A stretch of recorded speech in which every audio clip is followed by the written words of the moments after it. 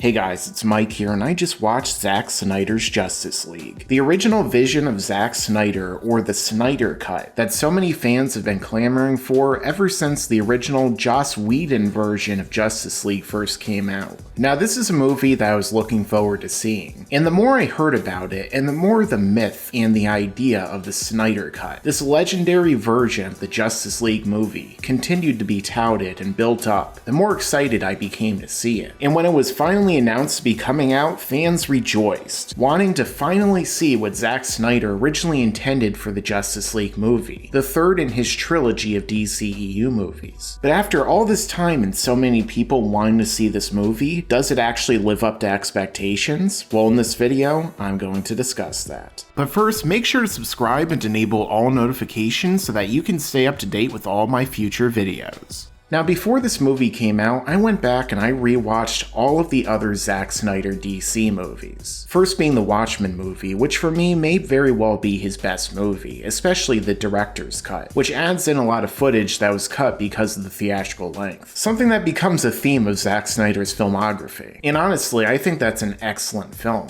and one of the best comic book movies ever made, because of how well it adapts the source material. And there are definitely a lot of arguments that have been made against that movie, but the truth of the matter is, I think it's the best adaptation that we ever could have gotten. And considering the other attempts at adapting it since this film came out, be it through continuations in the comics and on TV, I think that's definitely even more true now. Next up is Man of Steel, which is a film that when it originally came out, I thought it was pretty great. However, over the years, I have seen a number of reasons why many people don't like this film. In large part because they weren't fans of Zack Snyder's vision of Superman and the more dark tone that he took it in, and established the whole framework of the DC cinematic universe. But honestly, upon rewatching it, I still think it's a really great movie that debuted Henry Cavill as Superman, and probably the best live-action Superman since Christopher Reeves, as well as giving us perhaps the best DCEU villain so far, with General Zod played excellently by Michael Shannon, and set up the framework of what was to come, with the next film he made being Batman v Superman: Dawn of Justice. A movie that is certainly polarizing among the fan base, to say the least. But a lot of the hatred for that film, I feel like, is another example of the studio cutting down Zack Snyder's original vision of the story, and putting in a truncated and really poorly edited version of it in theaters. Because if you go and you watch the Ultimate Cut, it's significantly better than the original theatrical version, fleshing out a number of the characters and the subplots that are going on, and making you actually understand what's happening, what Lex Luthor is doing as a villain, and why Superman acts the way he does towards Batman. In the original version, things are jumping around from place to place without so much as an establishing shot, but in the Ultimate Cut, so much of that is remedied. Now, of course, there certainly are some issues with it, and I feel like the biggest one has to be the fact that they really rushed so much of the cinematic universe in that one film. Not only introducing Batman, but Wonder Woman and a bunch of the other characters through an email that Wonder Woman reads, and the fact that they did the death of Superman and Doomsday in the second movie in the cinematic universe definitely wasn't a good idea, because the characters didn't get enough time to breathe and really make us care about them as much as they did in the comics version or even the cartoon version of those stories. And it was really the reception to that movie that led to what ended up happening in the first place, with Joss Whedon taking over from Zack Snyder and making what many fans consider to be kind of an abomination of a movie in the Justice League. But obviously there is certainly more of it to that, considering Zack Snyder's personal tragedy, which I'm not really going to get into here. That only makes sense as to why he couldn't finish the film. But what WB and Joss Whedon did to it by completely changing the tone, adding in a bunch of Whedonisms with lame, cringy jokes, and completely changing the color timing to make everything bright and totally different than what Zack Snyder intended, really drags that film down. And on rewatching it, it definitely doesn't hold up anywhere near as much, because I originally actually liked the film when it came out in theaters, but nowadays I find it to be incredibly bland and boring, with a lot of annoying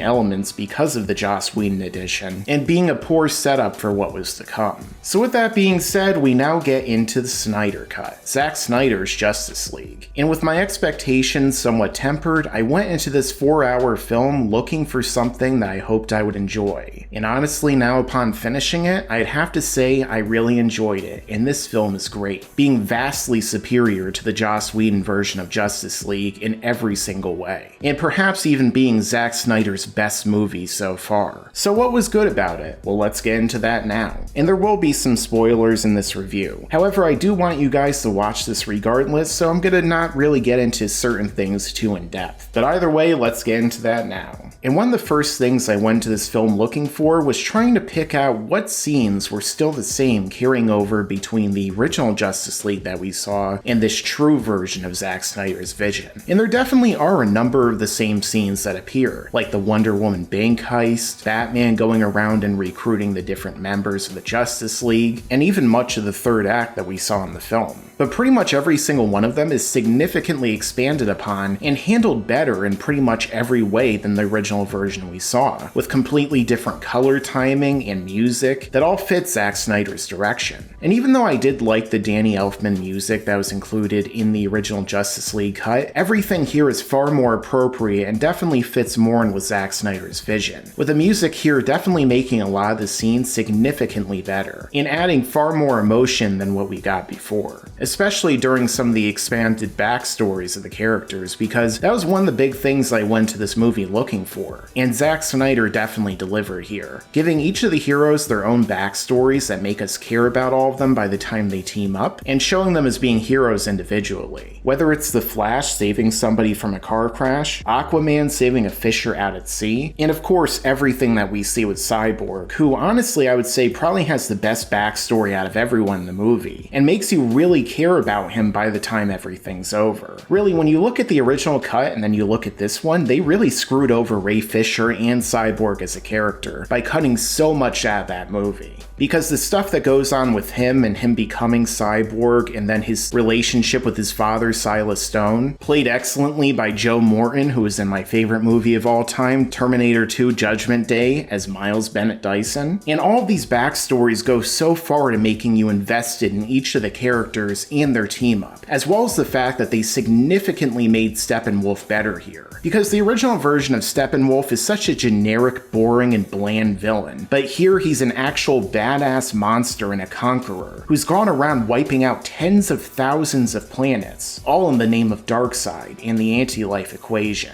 He's got a significantly better design, an awesome set of armor, and you could tell this guy is a beast, because when he fights, you really feel that he is this ultimate unstoppable foe, which is a far cry from what we saw before. And speaking of that, as we saw in the trailer, Darkseid, one of the greatest villains in comic book history, and perhaps the biggest badass villain of all in DC, shows up in this movie, as well as the other new gods. And we see stuff like Apocalypse, we learn about the anti-life equation and Darkseid's motivations, and we even get this awesome flashback sequence of Darkseid coming to the Earth and fighting against a legion of gods, humans, Atlanteans, Amazons, and even characters like Green Lanterns, in this epic battle that reminded me a lot of the battle for the Mines of Moria in the first Hobbit movie. Darkseid is a character I always wanted to see adapted into a big screen movie, and even though I definitely would have preferred less of a CGI presentation, which I could say the same for Steppenwolf, Cyborg, and a lot of these other characters that we see throughout the movie, for what we ended up getting, I think that Zack Snyder did a great job and made Darkseid seem like this ultimate intimidating badass that he's meant to be. We also get some other good cameos throughout the movie, like Willem Dafoe reprising his role from Aquaman, and there are some other great cameos that you should definitely look out for, because I think you guys, if you're big fans of the Justice League cartoon and the comics, are really gonna like them. Even Jared Leto's Joker is in this movie like we saw in the trailer, and Zack Snyder still finds a way to make him significantly better than he was in the Suicide Squad. Gone are all of the annoying tattoos all over his face and body. Instead, we're given a very different version of him, played by Jared Leto. He still isn't quite as good as, say, Joaquin Phoenix or Heath Ledger in the role, but the thing is that, as we've seen, he's gotten better with each appearance, so maybe by the next time that we see him on screen, he'll be even better again. But again, what a lot of people come here looking for again would have to be that awesome action, which Zack Snyder certainly specializes in as a director. And there are so many awesome action sequences throughout this movie. Like I mentioned before, the fight against Darkseid, and then there's an awesome fight between Wonder Woman and Steppenwolf, and then pretty much everything from the entire third act. Again, there are a number of action sequences and scenes from the original cut cut that make it into this one, but they're just far better handled with much better music and intensity than anything we saw in that version, as well as being expanded upon and made that much better. Honestly, when I look at a lot of the different scenes that were cut from the first one compared to this one, I wonder if a lot of it just came down to sheer budgetary reasons, because it seems like a lot of what Zack Snyder added here were big special effects sequences. Although I do know that he went and shot certain things for this movie that he didn't initially intend for the other cut, so maybe he'll elaborate more in the future on what was actually different. But I do think it's also kind of funny that the humor here was even better than the Joss Whedon cut, because you would think that Joss Whedon would be better at doing humor, but again, a lot of the humor that he added was actually kind of cringy, whereas with Zack Snyder, it feels a lot more natural. Not that every line of dialogue in this movie is necessarily great or every joke lands. Like for instance, Ezra Miller's portrayal of the Flash is still kind of a little bit annoying, not only his mannerisms but the way he speaks, and is quite different from other versions of Barry Allen, but again, because of just how fleshed out his character is, as well as all of the characters, it definitely more than makes up for that. Now there definitely are some things I could see some people not really caring for, at least upon first impression, such as the aspect ratio, which a lot of people don't like the fact that this movie is in 4:3 as opposed to the typical 16:9 or even full screen format, but the truth is that it doesn't really bother me. I watch so many shows, especially stuff like anime or anything that came out in the 90s or earlier, that's in that aspect ratio. And when you're watching a movie this long, it's something that basically disappears after a short period of time. You become so focused and engrossed in what you're seeing that you don't even notice the aspect ratio. So honestly, I think that's really just kind of a nitpick. The same thing with the 4-hour runtime. Now sure, some people might have a difficulty sitting down and watching an entire 4-hour movie at once, even though I definitely think that that's the best way to watch this. But the film itself is divided into a number of parts, so if you really wanted to, you could watch up to the end or beginning of another part, and then pause it or stop it and come back to it later. Really, so many of the issues that you would go into this film expecting have been kind of fixed beforehand by Zack Snyder. And I feel like that's another great strength here, because it definitely seems like Zack Snyder has learned from some of the failures of his past, and improved upon many of the issues or completely eliminated them from the past two movies in the DCEU that he worked on. So by the time that this film is over, you end up getting a very well done, well directed, and overall well executed 4-hour movie that ultimately has a great finale that sets up a lot more to come in the future. But even despite that, a lot of people might be concerned that, oh no, it's going to end on some kind of major cliffhanger and it's never going to get resolved. But Zack Snyder still found a way to wrap things up in a way that feels satisfying, while simultaneously leaving the door open for more to come. Which then leads to the question, should there be another Zack Snyder movie in the DCEU? Should there be another Justice League, or a movie that follows this up? And I definitely think the answer to that is a resounding yes. After everything that happens in this movie, and just how good it ended up being, I don't think that there's any reason not to do one.